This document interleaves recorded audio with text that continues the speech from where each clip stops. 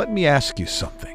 What if Seattle is dying and we don't even know it? This story is about a seething, simmering anger that is now boiling over into outrage. It is about people who have felt compassion, yes, but who no longer feel safe, no longer feel like they are heard, no longer feel protected. It is about lost souls who wander our streets, untethered to home or family or reality, chasing a drug which in turn chases them. It is about the damage they inflict on themselves, to be sure, but also on the fabric of this place where we live. This story is about a beautiful jewel that has been violated and a crisis of faith amongst a generation of Seattleites falling out of love with their home. There is another part of this story, too. It's about a solution, an idea for a city that has run out of them. And I ask again, what if Seattle is dying and we don't even know it? I drive my 12-year-old's carpool through Yesler when we do carpool, and it's a good talking point about, what they're seeing, what we can do to help, how we can make a difference. And honestly, at this point, I don't have a good answer for how we can make a difference. The last 5 to 10 years, it's not the place that I grew up in, and it's been really sad. Matt Campbell lives and works in Seattle. He's raising a family, and like many others, he's mad. It's gotten to a point where I'm embarrassed of it. I don't want to have my friends and family come here anymore. People didn't used to use the word embarrassing about Seattle, but if you listen closely, you'll hear it a lot now. It's embarrassing. This is one of the most beautiful regions in the entire world, and right now, with lack of a better word, it looks like shit, and it's embarrassing. This is Mehrdad Derek Shande. He runs an upholstery shop in Ballard near the Burke-Gilman Trail. See if you can't feel his frustration. This is just a bunch of. This is not right. Out his window, he looks at this. Oh, they're human beings. Yes, I'm a human being too. Customers coming to his shop see the same thing. I have known cops from Compton, Watts, South Central. They have some power in their hand. Here you see a bunch of twinkle toes running around here. What the heck? Because they run the city like that. They're having problems. They're not having enough authority. There were fires set outside his shop this past summer, and Mr. Derek Shande does not blame police. He believes their power has been stripped away. The city mayor doesn't give the cops authority. That's the problem. We need somebody with some weights and tell them, it's not legal living on the sidewalk. It's city ordinance. It's not legal living here. Why can't we enforce the law? No Robert's rule. We're going to have a community discussion. Last May 2nd at a town hall meeting in Ballard, simmering anger boiled over into all-out rage. So why do we see so many people living outdoors? Will you manage these camps, and will you enforce the law? There has evolved a profound disconnect, and rarely has it been more vividly laid out than in this exchange. If property crime is committed, violence is committed, you need to call 911 and the police. You've lost all credibility when you say, you said 2 words. You said call 911. Do you understand that the police have told us to vote you all out so that they can do their jobs? And you're telling us to call 911? You're smiling. You think it's funny? You think it's funny the way we're living? The way we're living in beautiful Seattle, people are angry, furious about the way we are living. Let's look for a moment at property crimes for the 20 biggest cities in the country. New York City in 2017 had 1,448 property crimes per 100,000 residents. Los Angeles was just over 2,500, Chicago 3,263, And look at Seattle, 5,258. The only major city with a worse number is San Francisco, which is dealing with the same problems for the same reasons that we are. They top the 6,000 mark. It's not your imagination. The crime here, the burglaries, the theft, the stealing of cars is worse than in other big cities. And in most cases, it's way worse.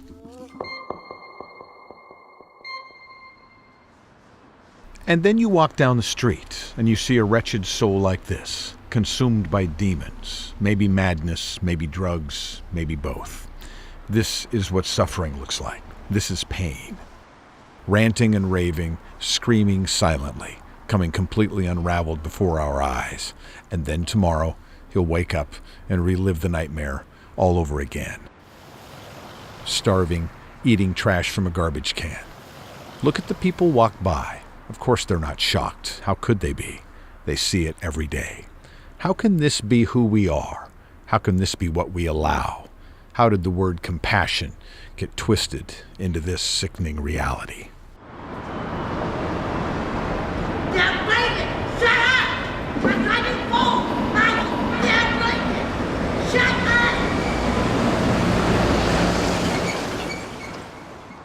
The Puget Sound Business Journal estimates that Seattle and its outlying areas spend $1 billion addressing and responding to the homeless situation every year.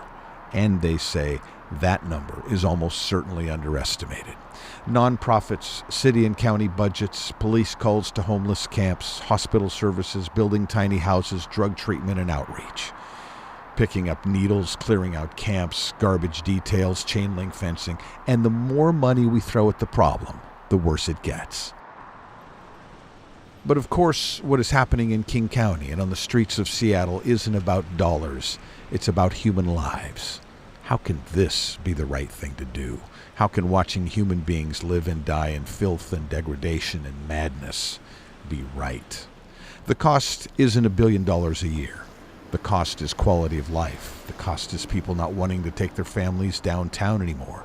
Families not feeling safe in their own neighborhoods. The cost is people no longer feeling like they are heard, no longer feeling protected. The cost is people dying in the streets and the rest of us getting used to seeing it, numb to the suffering. The cost is incalculable. How did we get to this point?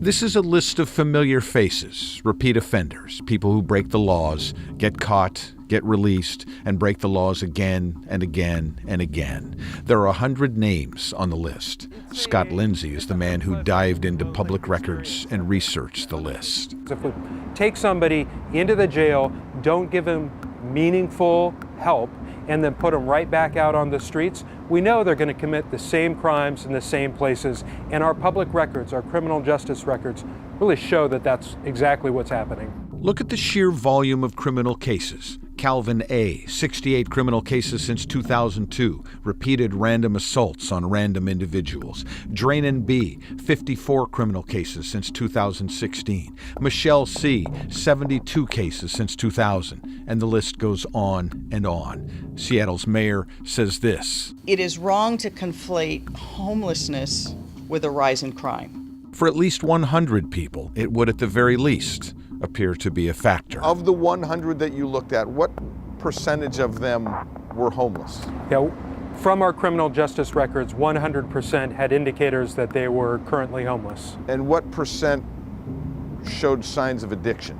Yeah, 100% also showed signs of a substance use disorder. And what percent were mentally ill? Yeah, a little less than half had been evaluated by the courts formally for mental health conditions, serious, severe mental health conditions. On average, the people on the list had 36 criminal cases each in the state of Washington and 7 jail bookings in the last year. What this report also shows is that the police are working hard. They're making contacts, they're making arrests for criminal behaviors of, again, the same people in the same places over and over and over. What I think we need to focus on is what is our criminal justice system doing to support those police officers. The 100 names had between them more than 3,600 criminal cases. For the most part, few have done serious time. They are out in our communities, walking our streets. The drain on the system, the drain on resources and manpower is incalculable. The fact that this system could go on with, in effect, 100% failure rate for so long without anybody raising questions, without city council hosting hearings, without any action being taken, is something that it's hard for me to explain. Richard Padden is 55 years old. Born and raised in Seattle, he works for the county. He looks around at Seattle's post-apocalyptic landscape and is amazed. But this borders on insane. I mean, we're allowing ourselves to participate in an insane practice that is affording people. It's heartbreaking. It's heartbreaking. Richard started a Facebook page called Seattle Looks Like Shit. It's not meant to be funny. It's meant to be sad. Pictures speak for themselves. I started grabbing a few photographs in the area, posting those, and the name of the site, as I would drive around, look, I just say to myself, Seattle looks like shit. We're fed up with it. I was fed up with it. That's why I started the page. Day after day, one after another, the pictures on the page from every corner of the Emerald City paint a picture of rot and filth that is being allowed to fester on the streets and in the lots and under the overpasses of a once proud city. It looks like a third world. It looks, junkyardish.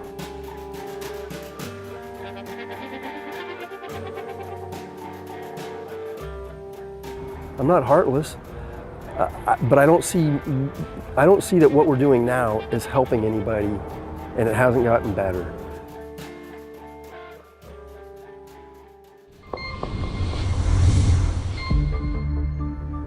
Seattle police are afraid to speak out. For 2 years, we've tried to get cops to talk about what they see every day, about what's really happening on the streets and behind the scenes. More than once, the word terrified was used. Cops are terrified of losing their jobs and pensions, terrified of retaliation. And so we put out some generic questionnaires, which were filled out by completely anonymous police officers. Their responses are eye-opening, frightening, and at times sad. One officer wrote simply, "Yes, I am frustrated because I'm a law enforcement officer that is told not to enforce the law." Another wrote, "It's simple. Start keeping criminals in jail. Judges need to stop giving them ridiculously low sentences, and prosecutors need to stop accepting cheesy plea deals and actually lock people up when they commit a crime. That's all it would take to drastically lower Seattle's crime rate." Another officer said, "People come here because it's called Freeattle, and they believe if they come here they will get free food, free medical treatment, free mental health treatment, a free tent, free clothes, and will be free of prosecution for just about everything." And they're right. It didn't used to be that way. Law enforcement officers used to be able to enforce the laws. This officer continues, "In the last 5 years, there has been a culture shift, and it started with the legislature decriminalizing felonies and dumping convicts onto the streets." And then there is this. An officer says, "Even if quality warrant arrests are made, the judicial system sees fit to let them out of jail within a couple of days, often the next day. Why are we risking our lives to take felony-level fugitives into custody if they're just going to be released?" Prosecutor's office and judges alike seem to be drinking all the Kool-Aid, causing a huge disconnect and a broken system with absolutely no teeth.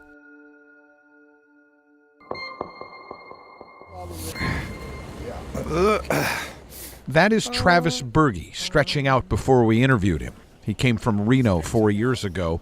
He's a musician, a big personality, and he has problems. You're a user, right?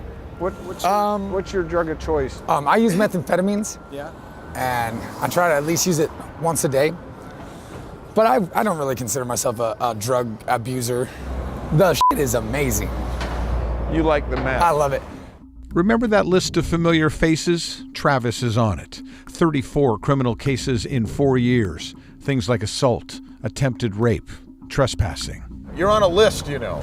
Nice. There's a list of the 100. They came out with the 100 frequent flyers, Really? friendly faces. Of everything? Of all, the entire. Which one am I? Which number on the list? Yeah. Oh, you're up there. Nice. You're up there. I was just saying, like, I've definitely been the most in Seattle. Guaranteed. Travis, put the bike down, Travis. This is body cam footage of an incident on First and Pike a little more than a year ago. Travis. What's up? Travis. What's up? Hey, come on, Travis. Travis. Hey. You. Travis, put the bike down. It started with property destruction and escalated into assaulting police officers. A bunch of cops were deployed. Stand up so we can get out of here. Bergie spit on them. Don't spit. Fought them. Hey, no biting. Don't bite yourself either. Stand up, Travis. We're going to the gurney. Here's the gurney. It lasted hours. Forward. Well, I'm actually not even high right now. Travis is outrageously unapologetic about his life and his world. He could care less about yours. Do you steal for your habit? I actually just started stealing last Monday. I started stealing, and oh my God, dude. That was one of the hardest sacrifices, is to like do unrighteous things in front of my dudes. Travis, just relax. Travis, do you want to smoke? Travis, you want to smoke or a candy bar? No! But will you continue to do that? Oh, I'm having a blast now. It is so much fun. What should the system do with a guy like you? I think that this system has done what any viable, legitimate system would, and they've really like exalted me and like shown deference and love towards me. Back the f*** up! I want to see you pick it up with your mouth, though. Remember when you caught it with your toes? And like, I don't feel like I'll ever be arrested again. I haven't been in jail for like a year and 3 months or so, you know? So a change like that, responding to big change, definitely shows that I have conquered the criminal justice system. Want to know the sad part, the truly frustrating part? He's probably right.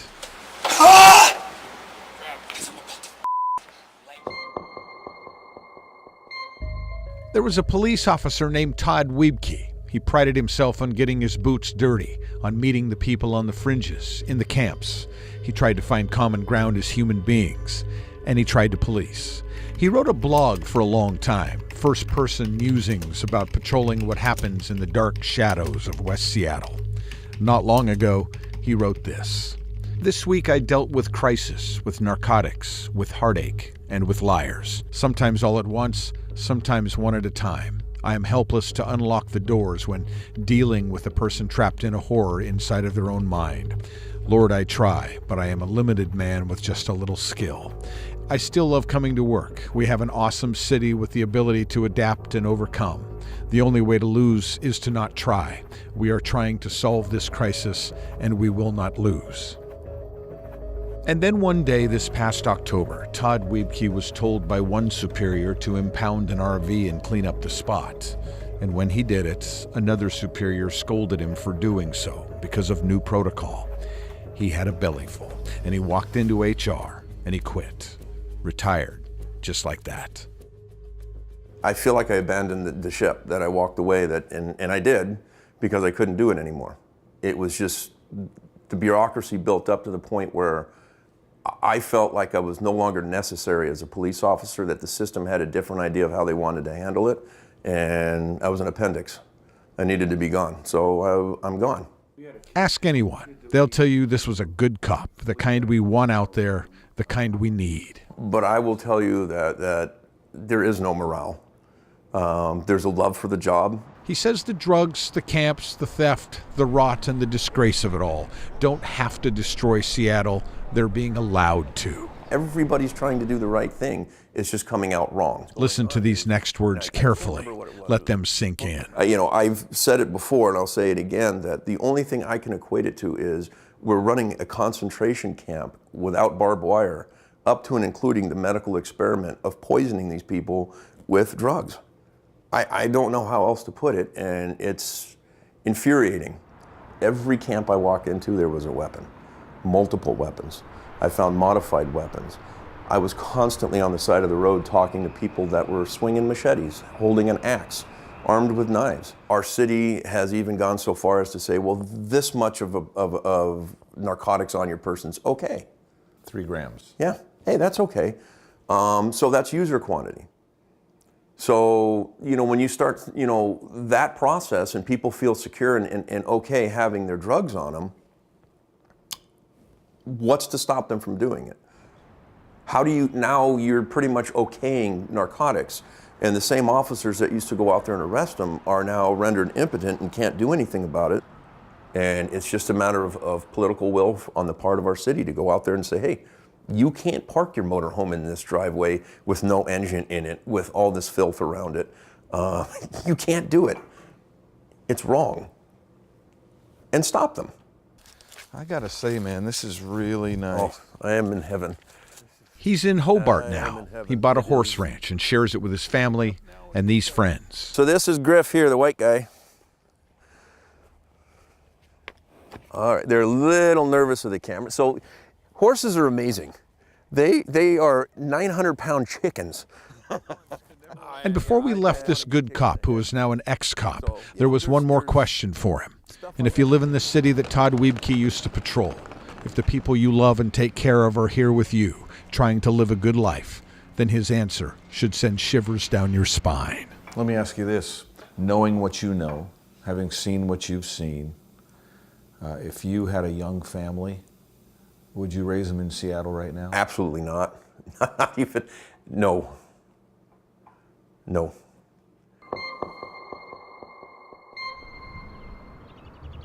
There is a cemetery in Seattle, a Jewish cemetery. Campers and RVs park next to it and stay. This man, Ari Hoffman, this shouldn't be happening in civilized society, says the cemetery has been violated repeatedly. Prostitutes are working the woods. Drug addicts are working the woods. Our groundskeepers come in on Monday morning and they find everything from a weekend of fun, which is needles in the ground, crystal meth on the tombstones, other drugs, garbage. They leave their garbage outside. They see feces on the tombstones that's left over from whatever happened the night before. By the way, the name of the cemetery is Beker Holim. It means helping those who are sick. You're mad, aren't you? I'm furious. I'm beyond furious. This has pushed me to a whole new limit. Let's get the sandbags off this one and we're going to pull the whole thing forward. Ari has a company that sets up bouncy houses at concerts and festivals. He says it's not just the Jewish cemetery that's being desecrated, it's everywhere. And I used to say, this place is great because the streets are so clean, it's so beautiful. You walk down the streets now, they smell like urine. The cemeteries are being desecrated. People can't go to parks with their kids because there's needles everywhere. My office, bullets come flying through the windows at us. It's out of control, it's nonstop, and this we deserve better. And it's all preventable, it's all avoidable, it's all fixable. It didn't have to get like this. I wish I had faith in my government, but after 2 meetings with council members and nothing's changed, I don't really expect anything to change. We're going to have to do this ourselves. Well, thanks for coming down, guys. Yeah, absolutely. Appreciate it. A couple of months after that interview was done, Ari Hoffman, who was thrust into the spotlight because he voiced his outrage, who had no political aspirations of any kind, and who was urged by friends and frustrated citizens, decided to run for city council. And he has no future political aspirations beyond the council. The other day he said, I want to fix Seattle and then go back to work.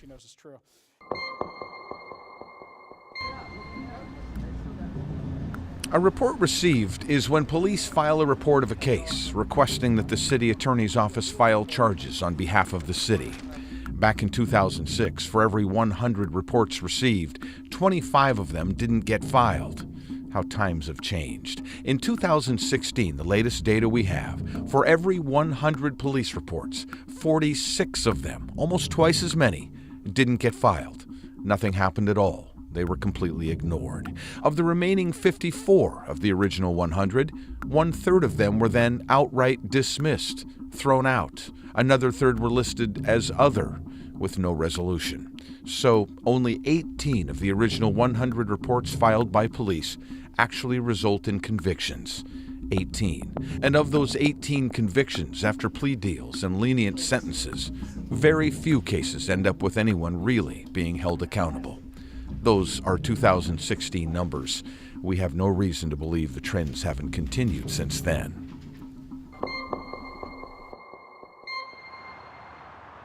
The real homeless you don't see. Out-of-work truckers or construction workers who've run into bad luck don't live like this, in tents on mud patches. This is something different. This is drugs, heroin, meth. Citizens know it. Can we at least acknowledge the elephant in the room that this is also a drug problem? I've only heard it being mentioned as a housing problem.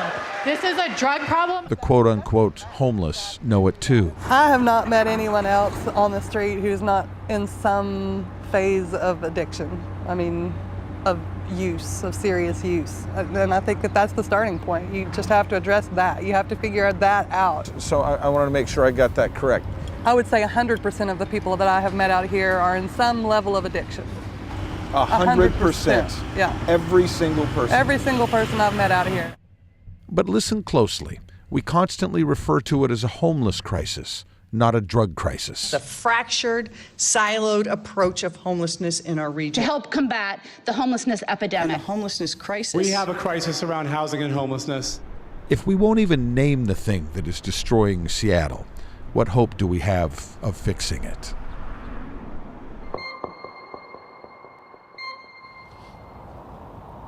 Matt Markovich is a reporter for KOMO. He's out in the camps amongst the homeless and the addicted almost every day. Yeah, that's the woman that I've been talking with right over there. She's they're trying to make this a park.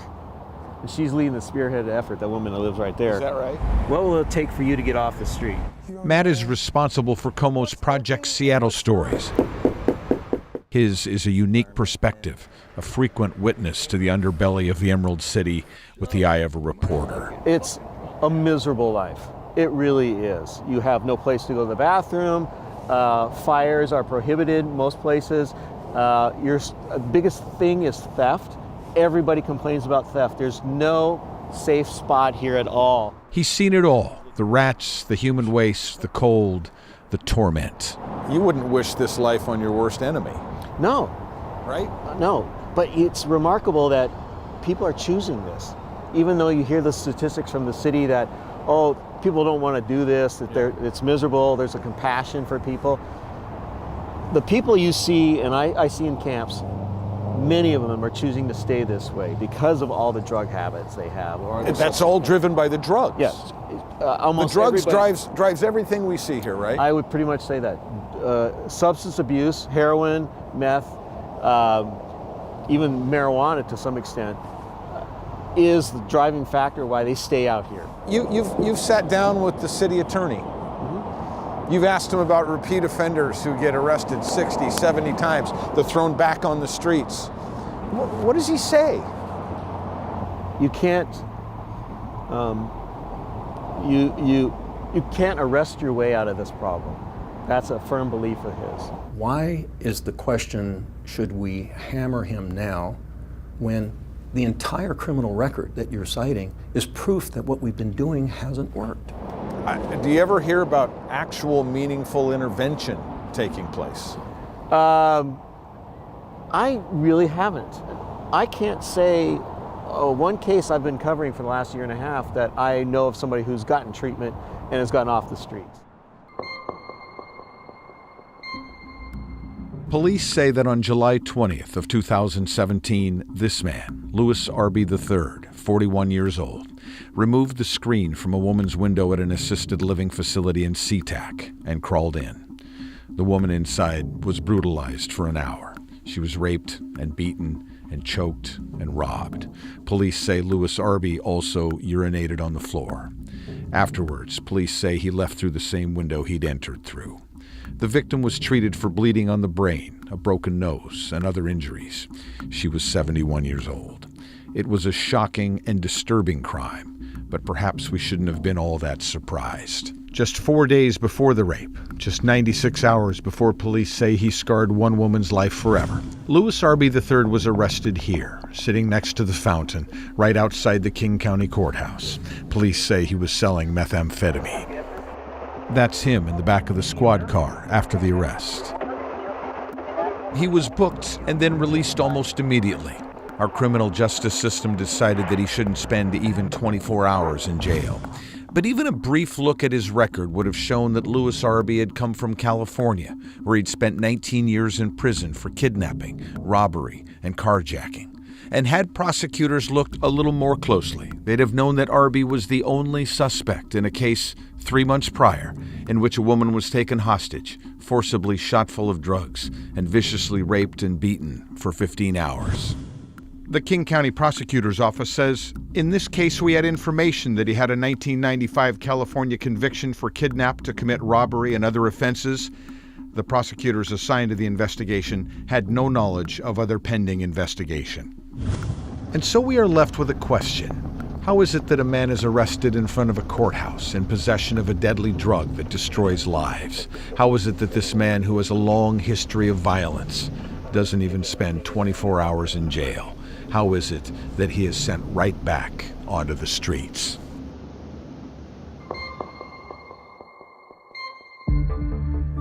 One Seattle police officer told us anonymously, I would say all of the people living in sidewalk tents, doorways, and encampments suffer from drug addiction, or more rarely, a serious debilitating mental illness. Another officer put it this way, intervention of some sort has to be made on the people who were involved. If there is no intervention, there's no solution. It's that simple. This officer continues, I used to be proud of the hard work I did and actually thought I was doing something important. I took pride in working hard and making good arrests while treating everyone with the respect they deserved. Now, it's just about trading hours for dollars, and it's frustrating to me knowing I am becoming more apathetic and caring less about doing a good job. Another cop said, homelessness and drug use have become such politically charged issues, politically charged in that the city, including SPD administration, have ceased to be interested in policing this population. In a misguided attempt to help this population, the city has allowed the streets to be essentially taken over. The city is falling apart and becoming more unsafe due to politics surrounding low-level criminal activity and homelessness. We don't want to screw over the homeless population. We just want the ability to police them. And yet another officer told us this. Drug dealers selling crack, meth, and heroin are evil people preying on the weakest part of society and belong in prison. We arrest them and nothing happens to them. They are back out on the street immediately. We need to acknowledge the disregard for human life inherent in selling life-ending drugs and lock the dealers up for serious time.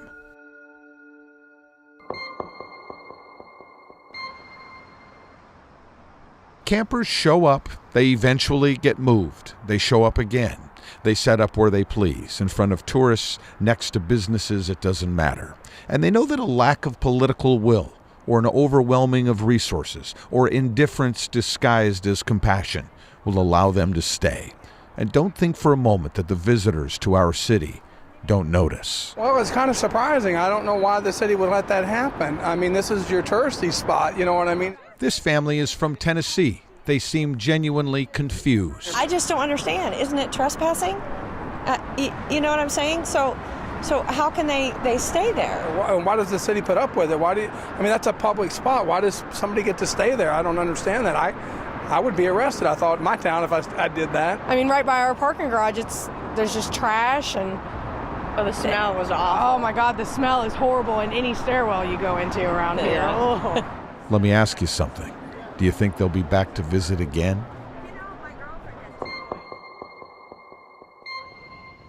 And in the last 3 years, it just has gone downhill. Steve Danishek has spent his whole life in Seattle. He says when misdemeanors stopped being enforced, it was the beginning of the end. And at that point, everyone got the message. It's a free-for-all down here. It's the Wild West. No laws apply. Do whatever you want. I could go down here and pee on the street or crap over there or smoke a joint. No one's going to get arrested for doing that because they're not doing that. They're not arresting anyone. If I was a city council member, I might say, well, we're overwhelmed. We've got this homeless epidemic. No. The city council is not overwhelmed by anything. The city council are idiots. They know that there are solutions out there. They simply have turned their back on the solutions. We don't sweat the small stuff anymore in Seattle. Small acts of incivility are ignored, and here's why. If someone, say, urinates in front of the Nordstrom store, they used to be issued a civil infraction, a $27 fine. It used to be that a civility charge would become a criminal charge if you didn't pay the fine. But the city attorney's office stopped filing civility cases. They are dropped now, almost without exception. Urinating or defecating in public, sleeping in parks, obstructing sidewalks, failure to pay infractions. All of it will get you nothing. And so the police have stopped issuing the tickets altogether. What's the use? Small acts of incivility, things that cumulatively affect all of us, no longer have any consequences in Seattle.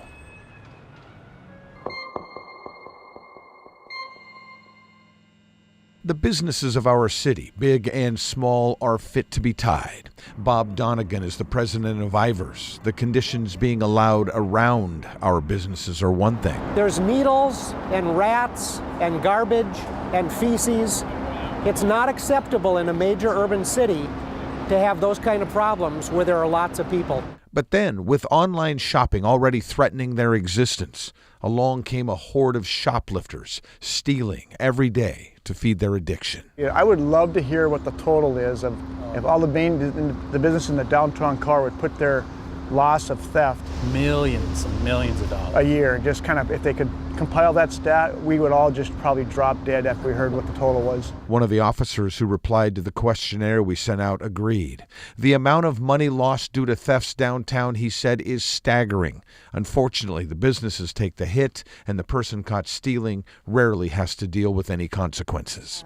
Denise Moriguchi is the CEO of Uwajimaya, the grocery shopping hub of the International District. The system's broken, and I think that's creating the boldness. Uwajimaya called 911 at least 599 times over a 19-month stretch. They're bold when they get caught. They kind of just, they don't really care, and they oftentimes we'll put in a police report and they'll get a trespassing notification, but then they'll just walk right back in, and it's kind of like, oh, well, you have this trespassing. Okay, what are you gonna do? Call the police?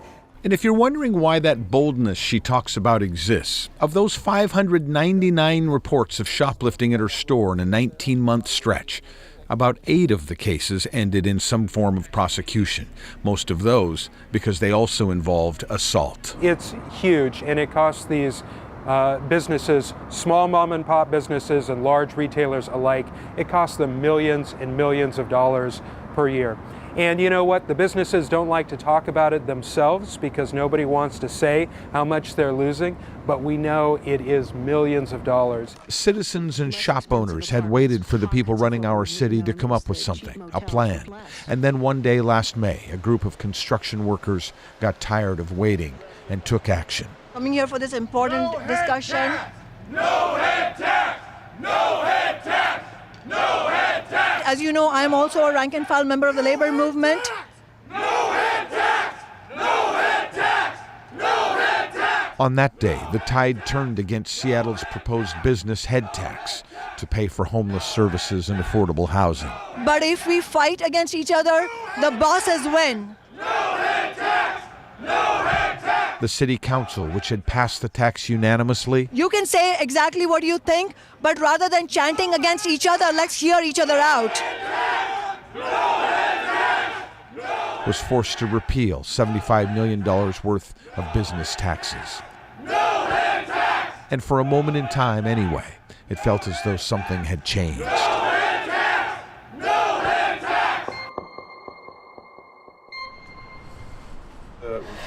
Was this your dream, this shop? Yeah. It's hard leaving. I mean, it's hard emotionally because I've been such a part of the neighborhood here, you know? Karen Dannenberg ran her boutique in Belltown for many years, and then things changed. There was a guy shooting heroin or whatever he was shooting on the sidewalk. I was in flip-flops walking by. There was urine all over the sidewalk, mattresses, a pile of trash that was overflowing, and it was appalling. She called the police. She wrote letters. Things only got worse. And I go to Bellevue, and it's calm, and it's quiet, and there's none of this stuff going on. And it's a joy being over there. I'm I never thought I would say I'd be ready to leave Seattle, but I am. True to her word, she left. Her store is in Bellevue now, and it's thriving. Amongst the responses to our questionnaire, one anonymous Seattle police officer said, there has to be some sort of intervention to break the cycle, or people will continue to do what they do. The addict won't quit because it has become too easy for them to use, and the dealer won't quit as the consequences of getting caught are minimal. Another said, Seattle needs leaders who are willing to stand up for what is right, and by doing so will ultimately help those who can't help themselves and hold accountable those who are hiding behind tents. Reading through the responses, two things are crystal clear: the level of frustration and the fact that in spite of it all, they still care deeply. One officer said, crack cocaine, heroin, and especially meth use are on the rise. Unless someone contacted for low-level amounts of drug has a warrant, they're not taken to jail. They know this and have no problem using in open air. Drug dealers have caught on and have changed the amount they keep on them. It is currently impossible to combat the open-air drug market in the city. That officer was referring to the fact that in King County, 3 grams of heroin or meth won't get you prosecuted or probably even arrested. It's unofficial policy. It's only the much larger quantities, say 20 grams, that get prosecuted, and the dealers and the users know it. 3 grams of heroin, by the way, is equal to 30 doses. One officer summed it all up like this: let's spend the millions of dollars on mandatory inpatient treatment programs instead of making excuses for their addiction and/or crimes. The option should be treatment or jail. The cycle has to be intervened on, or it will never end. And maybe you're wondering, why didn't they show the positive responses to the police questionnaire? The answer to that is simple: there weren't any.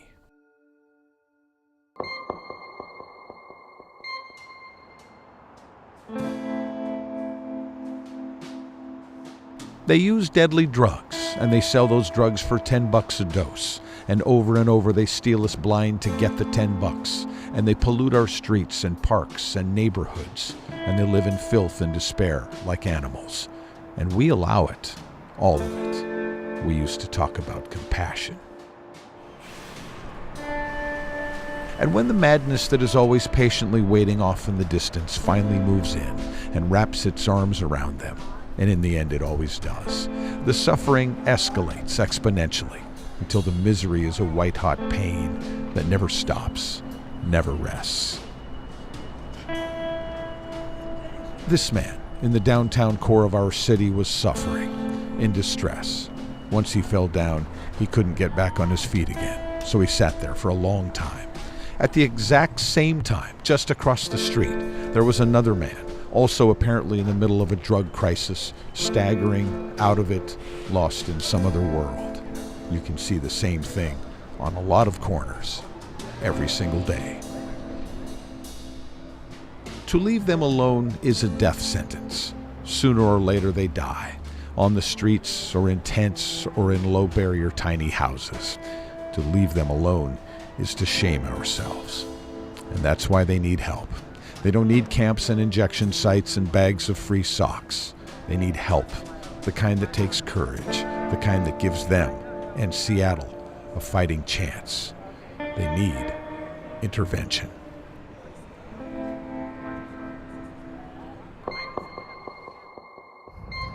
And so the city of Seattle and King County seem to be struggling mightily to find answers. We came all the way to the state of Rhode Island looking for answers, and we may have found some right behind those prison walls. Providence is a medium-sized city in our tiniest state. What they are working on here, while not outwardly revolutionary or mind-boggling at first blush, is a bold step towards saving lives and cities and giving tortured souls who've succumbed to the hell of heroin a fighting chance. And in Providence is a man who will tell you about the program they have developed. But first, he will tell you his own story. I didn't have to do what I did. I wanted to be something that I couldn't be. I wanted to emulate the older fellas in the neighborhood. His name is Michael Manfredi. He used heroin for 35 years. I became addicted at the age of 15. I was a full-fledged heroin addict.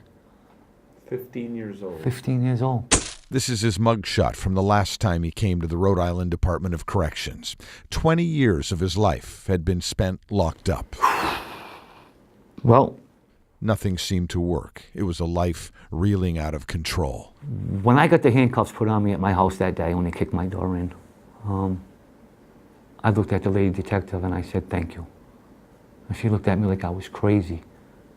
She said to her partner, she said, "This guy's nuts, ain't he?" She said, well, I said, "You just saved my life."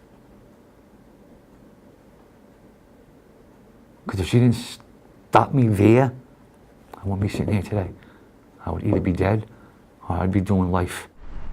The question facing Rhode Island is similar to the question facing much of the United States. How do we protect our society while at the same time showing compassion towards those who are sick and struggling? It may be the question of our time. I've wanted this program basically since the day I started. Dr. Jennifer Clark is the head of what is referred to back east as the MAT program, Medication-Assisted Treatment. We can't just ignore our way out of this. We can't arrest our way out of this. People are dying, and there's something we can do to stop that. It starts out here, really, because the first thing that they do in Rhode Island is enforce their laws. Drug dealers and the people who steal and commit crime to get their drugs eventually end up in this place, the Rhode Island Department of Corrections. It's not a nice place. It's a prison. But inside the walls, something amazing happens. Every day, the inmates who are in the MAT program line up and they take their medicine.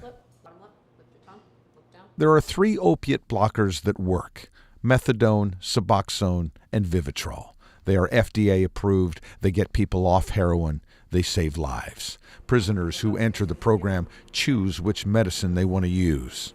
Michael Manfredi chose Vivitrol. He remembers when he first started taking it near the end of his last stint behind bars. And one night I got a call, it was about 6:30. Come to the front desk. I said, "Oh no, hey, what do I do now? I know I didn't do nothing wrong," but they said, "Go see the nurse."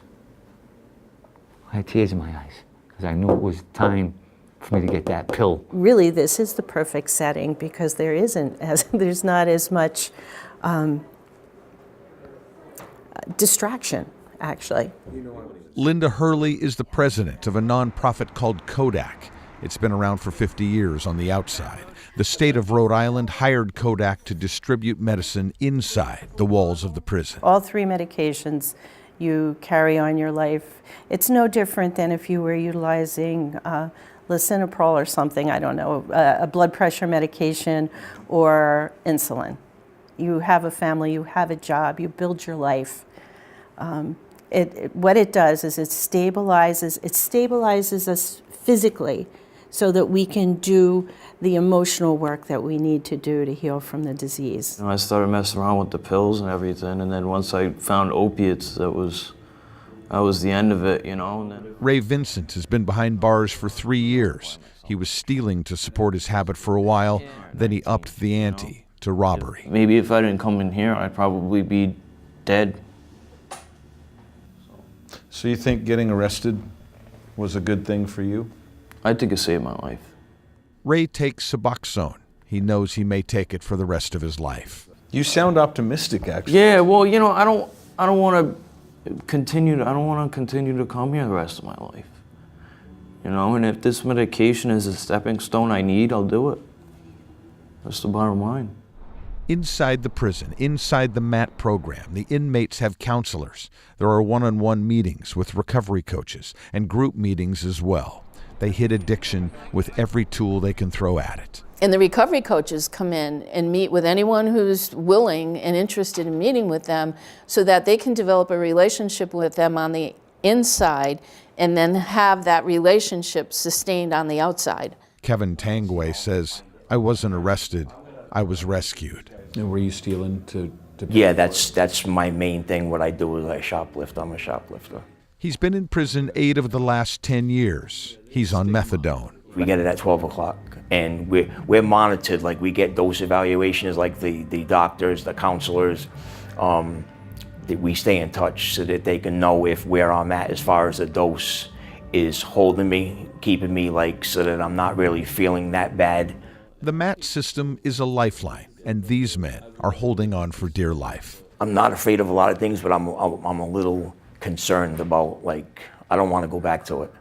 I don't want to go back to it because you don't even know what's real anymore, and I'm a little afraid of that, to die alone, you know. I want to kind of try to put things together. My mother is still alive. I want to kind of like make some kind of amends before something happens to one of us, you know.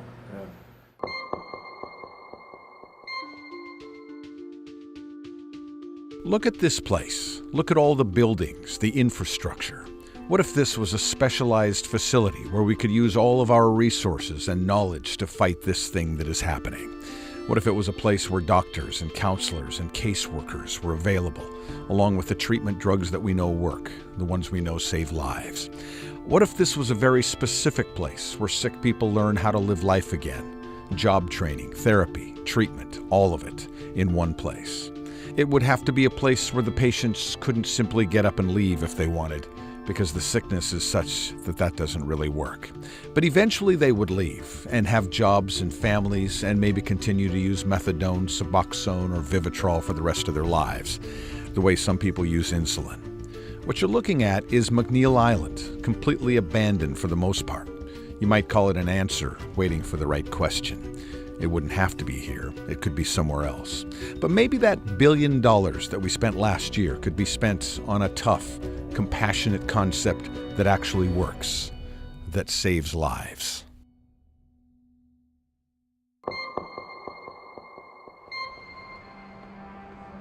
As Seattle and the rest of the West Coast wander in the darkness, searching for answers, it's important to understand that the genius of what they're doing in Rhode Island isn't just that there is full drug treatment inside the prison walls.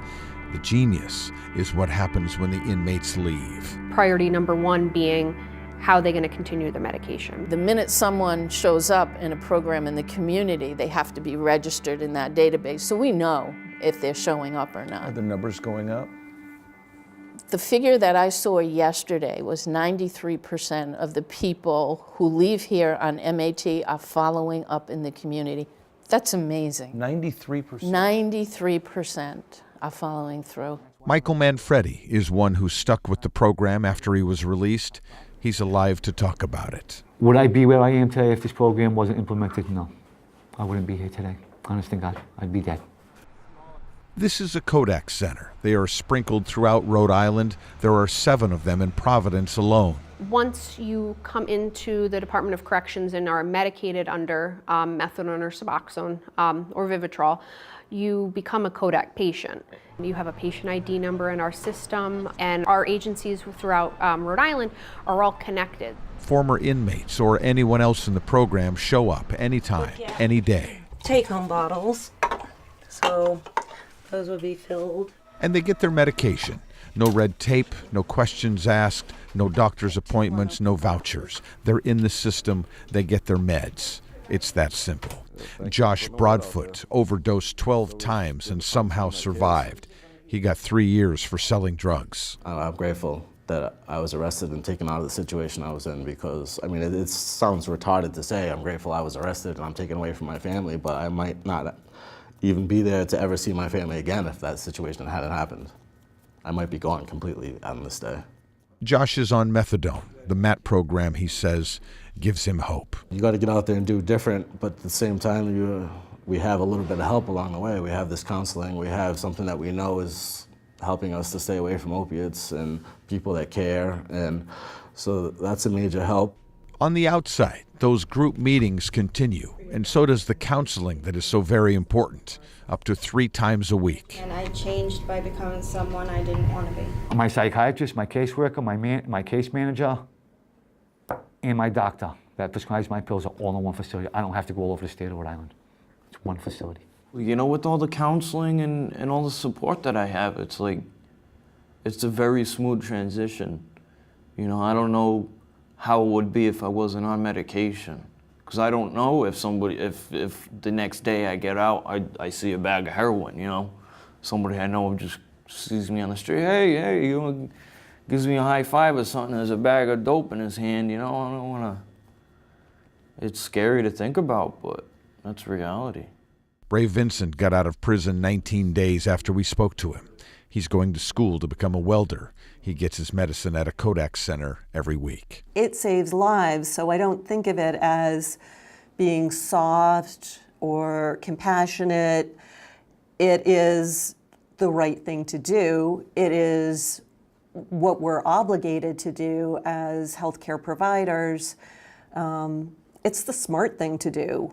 Patricia Coyne-Fag, who runs the entire correctional facility, knows that one of the ways of measuring success is looking at the death rate for those leaving prison. Because I've seen it work. I mean, when you see the numbers, people who would be dead are not because of this program. Leaving the walls behind is dangerous because addicts who are clean will use the same amount of drugs they used before and then overdose. The rate of that happening is way down in Rhode Island. And what we found was a 65% decrease in mortality for people with a history of incarceration. 65%. And the program is still only about 3 years old. And maybe it's just a coincidence that it's been a group of women who have spearheaded a program that is tough, compassionate, and innovative all at once. Maybe it's a coincidence, maybe not. Michael Manfredi has a job now. He goes to meetings. He's reconnected with his family. He's productive. He's happy. He's alive. My biggest thing is my granddaughter. She melts my heart, man. Absolutely, I've never been happier in my life. Why is that? Because I've never lived a productive life like I am today.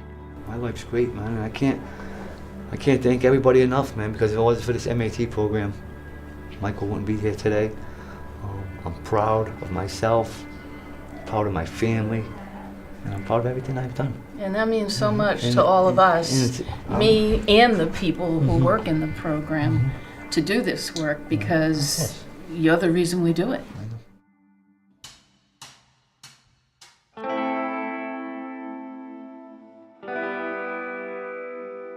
What they've done in Rhode Island and in other places can be boiled down to two simple concepts: enforcement and intervention. Seattle and King County have retreated away from those things. We've left sick, tortured souls to wander the streets, to rot in filth and die before us. We've turned over our city to those who would steal from us and addict our children. We've turned away from simple concepts that bind together society and keep it safe. Things like enforcement and intervention. A city is a living thing. It has a rhythm and a heartbeat, a kind of soul. It is a collection of ideas that we protect and defend, old ideas and new ones. And over time, the ideas blend into a collective, living, ever-changing dream. And the dream is nothing more and nothing less than a better life for our children. But behind the beauty and the ideals, behind the bridges and the ballparks and the beautiful buildings, the dirty work is the fight. Great dreams and great cities don't survive without a fight. Seattle is dying. Maybe with all the wealth and growth, we became so pleased with ourselves or so busy that we forgot about the hard part. Maybe good people who go to work every day and raise families and pay taxes, the ones who built the city and dreamed the dream, forgot about the dirty work. Maybe we forgot about the fight.